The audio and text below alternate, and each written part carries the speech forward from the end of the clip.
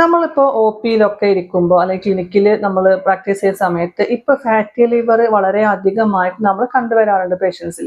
ഇപ്പോൾ പലപ്പോഴും പേഷ്യൻസ് ഇത് ഫാറ്റി ലിവറിന്റെ സിംറ്റം ആയിട്ട് അല്ലെങ്കിൽ അവർ ഡോക്ടറെ എനിക്ക് ഫാറ്റി ലിവറുടെ സംശയമുണ്ട് എന്ന് പറഞ്ഞു വരുന്നവരായിരിക്കില്ല. അവർക്ക് അനുഭവപ്പെടുന്ന മറ്റെന്തെങ്കിലും ബുദ്ധിമുട്ടുകൾ അല്ലെങ്കിൽ മറ്റെന്തെങ്കിലും അസുഖങ്ങളുമായിട്ട് വരുമ്പോൾ ആ ഒരു അസുഖത്തിന്റെ ഫർദർ സ്റ്റെപ്സിന് വേണ്ടി നമ്മൾ ടെസ്റ്റുകൾ ചെയ്യുമ്പോഴാണ് പ്രധാനമായിട്ടും നമ്മൾ അബ്ഡോമിനൽ സ്കാനൊക്കെ ചെയ്യുമ്പോഴായിരിക്കുള്ളൂ ഫാറ്റി ലിവർ എന്ന് ആ ഇംപ്രഷൻസിൽ അല്ലെങ്കിൽ ആ ഒരു ഇതിൽ വരുന്നത്. അപ്പോഴായിരിക്കുള്ളൂ വളരെ ആക്സിഡന്റലി ആയിട്ട് ഫാറ്റി ലിവർ ഡയഗ്നോസ് ചെയ്യപ്പെടുന്നത്. ഇപ്പൊ ഇത് വളരെ കോമൺ ആയിട്ട് നമ്മൾ കണ്ടുവരുന്നുണ്ട്. പ്രത്യേകിച്ച് ഗ്രേഡ് 1 ഫാറ്റി ലിവറിൽ തന്നെ മിക്കവാറും നമുക്ക് ഡയഗ്നോസ് ചെയ്യാൻ പറ്റാറുണ്ട്. അപ്പൊ ഇതൊരു ഗ്രേഡ് 1 സ്റ്റേജിൽ തന്നെ നമുക്ക് ഡയഗ്നോസ് ചെയ്യാൻ പറ്റിയാൽ നമുക്ക് ഇത് പെട്ടെന്ന് തന്നെ അല്ലെങ്കിൽ അധികം മെഡിസിൻ കഴിക്കാതെ തന്നെ നമുക്കിത് മാനേജ് ചെയ്യാൻ പറ്റും.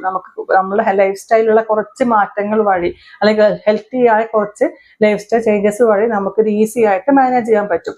അതല്ല നമ്മളിത് ഗ്രേഡ് 1 അല്ലേ, അത് കാര്യമില്ലാതെ അല്ലെങ്കിൽ കുഴപ്പമില്ല പറഞ്ഞ് നമ്മളിത് മൈൻഡ് ആക്കാതെ വിടുകയാണെങ്കിൽ അത് ഫർദർ സ്റ്റേജിലോട്ട് പോയിട്ട് ലിവറിന് ഡാമേജ് ആക്കാനും സാധ്യതയുണ്ട്. ഇപ്പൊ നമ്മൾ നോൺ ആൽക്കഹോളിക് ലിവർ സിറോസിസ്, അതായത് ആൽക്കഹോൾ കഴിക്കാത്ത ആളുകളിലുള്ള ലിവർ സിറോസിസ് ഇപ്പോൾ ഭയങ്കര കൂടി വരുന്നുണ്ട്. ലിവർ ഫെയിലിയറുകൾ വളരെ കൂടി വരുന്ന സിറ്റുവേഷൻ ആണ്. അതിന്റെ മെയിൻ കാരണം ഈ ഒരു ഫാറ്റി ലിവർ തന്നെയാണ്. നമ്മുടെ ലൈഫ് സ്റ്റൈലിൽ വരുത്തുന്ന മാറ്റങ്ങൾ വഴി നമുക്കിത് ഈസി ആയിട്ട് മാനേജ് ചെയ്യാൻ പറ്റും. അപ്പൊ എന്താണ് ഫാറ്റി ലിവർ എന്ന് ചോദിച്ചിട്ടുണ്ടെങ്കിൽ നമ്മളെ ബോഡിയിൽ നമ്മൾ കഴിക്കുന്ന ഫുഡിൽ നിന്നൊക്കെ അബ്സോർബ് ചെയ്യപ്പെടുന്ന ഫാറ്റ് അല്ലെങ്കിൽ കൊഴുപ്പ്, അത് നമ്മൾ കഴിക്കുന്ന അളവിനനുസരിച്ച് നമുക്ക് ബോഡി ഫിസിക്കൽ ആക്ടിവിറ്റി ഇല്ല എങ്കിൽ, നമ്മൾ കഴിക്കുന്ന കാലറി നമുക്ക് ബേൺ ചെയ്യാനുള്ള ഫിസിക്കൽ ആക്ടിവിറ്റി ഇല്ല എങ്കിൽ ഈ അമിതമാവുന്ന കാലറി അല്ലെങ്കിൽ അമിതമായിട്ട് വരുന്ന കൊഴുപ്പ് നമ്മളെ ലിവർ സെൽസിന്റെ ഇടയിൽ പോയി അടിഞ്ഞു കൂടുന്നതാണ് ഫാറ്റി ലിവർ നമ്മൾ അറിയപ്പെടുന്നത്. ഇത് ലിവർ സെൽസ് അടിഞ്ഞു കൂടുമ്പോൾ ലിവർ സെൽസിൽ നോർമൽ ഫംഗ്ഷൻ പോസിബിൾ ആവില്ല.